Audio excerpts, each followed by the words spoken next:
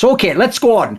I think for me now, the team we have to go to, let's just get the Fnatic one out the way. You've sort of hinted at it earlier that, like, because they've gone 3-0, obviously people are going to do the opposite of Vitality. We're like, oh my God, 18-0 incoming. Like, first of all, shut the fuck up. No one's going 18-0 ever again in the LEC. Have you seen how stacked it was? Spoiler, the split Fnatic went 18-0. There were like 2 teams maybe could have beaten them, and then they didn't. That was it. Like, even like 4th down, they were just farming motherfuckers. Like, LEC was a lot less competitive back then. Now, first of all, not only is no one going 18-0, but this team ain't going 18-0. I'm telling you that right now. Because I'm sort of with you a little bit. Look, I do think that unlike the Vitality one where there was more like uncertainties, like no one knows how Perks will play, how will these pieces fit together. I will say, think about earlier on when you were listing off players that could be listed as the best. You actually listed 3 players from Fnatic. You listed off Upset, Hylissang, and Humo. One thing I'll say is this, and this is where people don't understand it. Thorin always gives credit where he actually thinks it's due. I said in past years, this is the end of Fnatic. No one wants to play there anymore. They don't have the money, and all these other orgs, if they play their cards right, you keep the pieces or you outmaneuver them, and especially, you never give them your talent. Well, whatever they've done in Fnatic, whether they bid over the odds, whether they got the right pull, they probably got the right pieces in the right order. What a fucking amazing GMing job this was in the offseason. I even personally think the Wonder signing was genius because, listen, the other pieces are almost guaranteed to be good. So I actually don't even need Wonder to be good. Like, if he gets good, now we have the super team. Now we can fucking roll. But if he's just like up and down, it's not even going to matter like it did in G2. So in my opinion, I think amazing GMing job. And I this is where I agree with you though. I haven't seen it yet in the server. I agree with you, mate. When you ram that many talented players, you should actually win some games just for how fucking good the players are. Like, one player makes a play, someone wins a team fight because you're more skilled. But what I haven't seen yet, and this is the problem, when you have the super team, obviously the dreaded curse of the super team is... And in this case, it's a super team historically. Obviously, people like Wonder couldn't be in a super team from last year. But the problem and the curse always is, it's like the earlier discussion. Which lane do you play through? How do you play the game? Who is the focal point? Who should we draft for? What do we do when we're behind? Who is the shot? Like, there's too many questions because you've got too many luxuries. You have to sort of take a while to figure out which you want. So I haven't seen the cohesion yet as a squad. But I will say, if the baseline is this, because of how the players are, it would be hard not to make the finals, I feel like. Yeah, I mean, I think that they kind of already know who to play around. I mean, I think it's just the bot lane. I think you just play around Upset and Hilly. I think they're so good. And when you think about it, it's like, what bot lane is actually going to contest them? None. In LEC. Like try to think of one bot lane that could be as good as them. Let me think. If I have to go competitive, let me think. Yeah. What is the best bot lane outside of them? I'm not even joking, and this is going to show how bad it is. I actually think the next best is either Unforgiven Kaiser or Comp and Trimby. I'm not even trolling. It might even be Comp and Trimby, dude. And then goes up saying these are far less proven, and this is a real bot lane that existed. Yeah, so that's my issue is like last year it looked like they had way more competition and they are already pretty good. Yes. Now you remove Hansama, you remove Reckless, like, and in terms of like laners, those are people that know what the fuck they're doing. I just don't think that there's another bot lane that can play even close to as good as them. So their upside is super high. A bot lane, I think that they should just keep that as just the way that they want to play.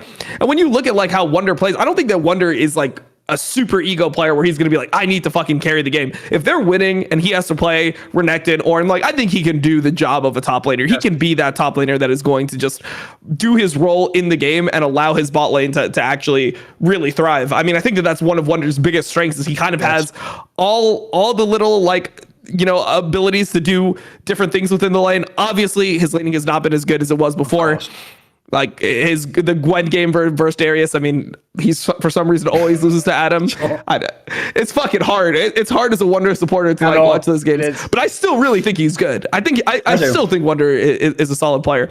And when you talked about the Fnatic GMing job, I think that one thing that they actually do is they're less willing to give up on players quickly. Like Humanoid's a good signing, right? Razork is a good signing. Those are people that like, you're probably having to spend to get. But they got upset off him going 10th, and they got Wonder when everyone in the community was saying that he's dog shit. Everyone was acting like he was like, oh, he lost to Adam. Well, shit, he should probably just retire. What the fuck? Like this guy, like you don't go being the best top laner in Europe for 4 years and then have like, I mean, he wasn't that bad through all of 2020. It wasn't like he was just running it down, or 2021. He wasn't running it down for all of 2021.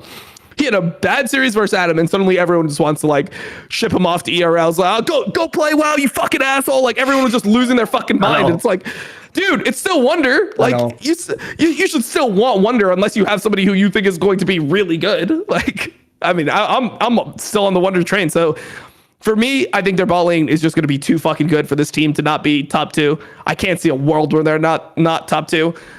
It would take Vitality really getting their shit together to that like next level of dominance, and Mad Lions just being better than every team as a team. To have them not be in that conversation. To me, the only thing I'm kind of worried about is Razork seems a little bit lost. It seems like he's not played with a team that had this much strength on it, and it feels like doesn't have the same confidence that you would want him to have.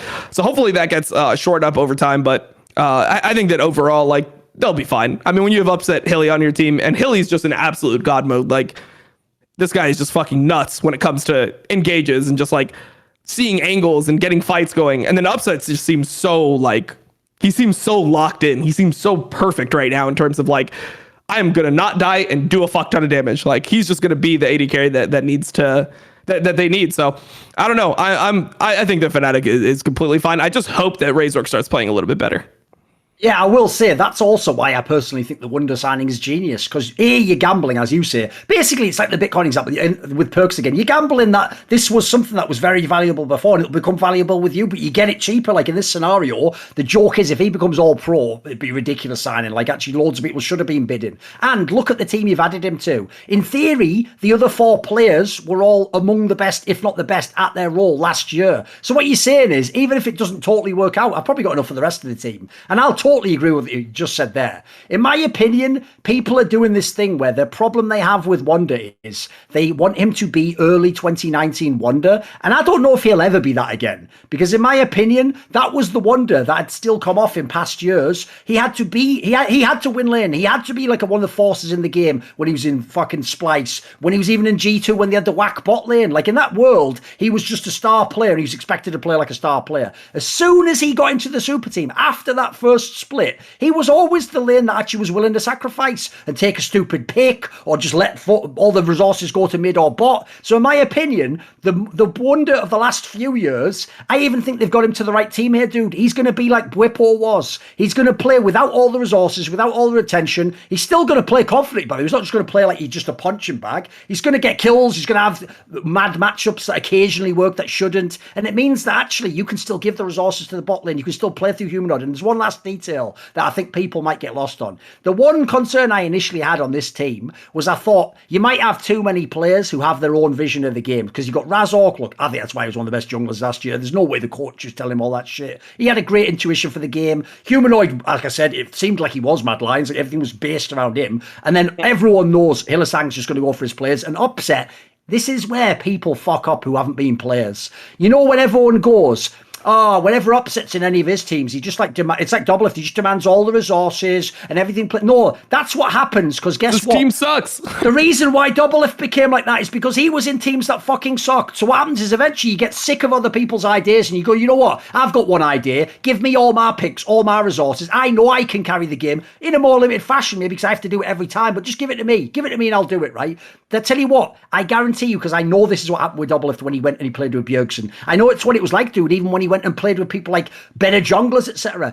The day that someone comes along and goes, it's all right, bro, I got it this game. You're like, oh, the weight off my shoulders. That's what I've wanted the whole time. I wanted to support that I didn't just have to tell what to do all the time. I want my fucking mid laner to tell me when to rotate mid and leave a wave. Like, that's actually, believe it or not, what these dudes want, because they know they don't win when they're on their own as a fucking AD carry trying to 1v9 in the modern day. Like, that ain't happening. Like, so as a result, dude, I think it's going to work perfectly in that sense. Like, I think Upset's going to love this fucking team. And as you say, at the moment, he's just playing like an ADC should, which is perfect. Just perfect. I mean, he's perfection. I just wanted to jump in on something just for the meme's sake.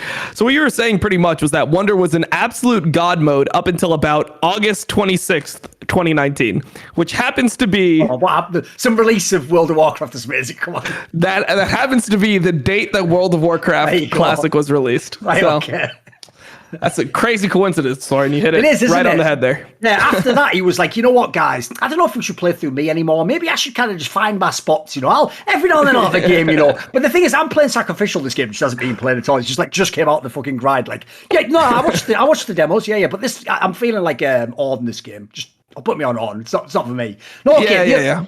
The other thing as well about this team, though, is I also think this is going to be the year. I know Fnatic fans skew Reddit because there's too many of them, dude. So they always make all the G2 opinions look stupid, and then all the Fnatic ones. So they always overrate everyone. This is actually the year. Are you ready, everyone out there? This is the intervention. This is the year when you are actually going to, for real, have to say, Yamato Cannon is one of the best coaches in the West. Because, dude, I've seen him with too many teams now. He's another person who, in my opinion, the team's always overperformed slightly. And he's even now done it with real talents. And this is the first team where he's had the true cadre of superstar talents. And quite frankly, it hasn't gelled yet. But when it does, what are they going to have left to say? Like, it's not like this was it's not like he took 4 players that play together and just added one.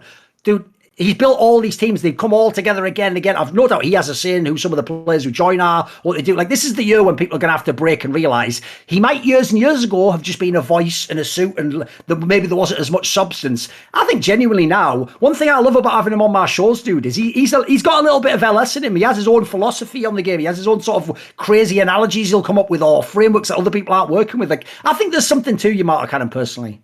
Oh, definitely. I mean, so I've had Yamato on a bunch of co-streams, and I feel like it's the way he presents himself. He's like very humble, and the way that he'll talk about things like, oh, you know, I don't know everything, you know, so I just try to put it all together, and like that's just his vibe. But then when you talk to him, you're like, wait, you just know everything about the fucking game. Like you're just somebody who can have a complete conversation. He was a fucking pro player at a point. Like he's not somebody who doesn't really understand concepts, and he's just like the morale guy that's like, okay, we're gonna like meditate, and he's gonna like give you a fucking speech. You're gonna go into the game ready for war. He's not that type of guy. Like he does that, but he also has the game knowledge, and he can solve disputes, and he has his own mentality about what he thinks the team should do.